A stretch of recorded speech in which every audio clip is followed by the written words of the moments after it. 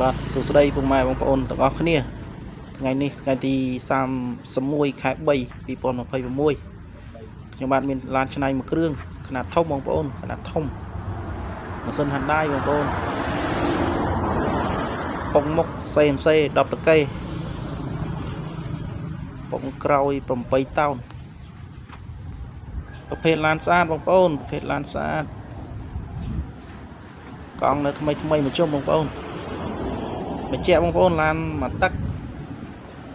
ត្រង់ប្រវែង5.3 ម៉ែត្របងប្អូនទៅតឹង2 ម៉ែត្រកន្លះកម្ពស់1.9 ម៉ែត្របើមានចំណាប់អារម្មណ៍អីអាចតាក់ទងបានបងប្អូន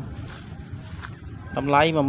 13,500 ចុះចាបងប្អូនមានបែនមានត្រោយស្រាងបែន8តោនត្រោយដំរីទីតាំងនៅស្រុកចកាលើខេត្តកំពង់ចាមបងប្អូន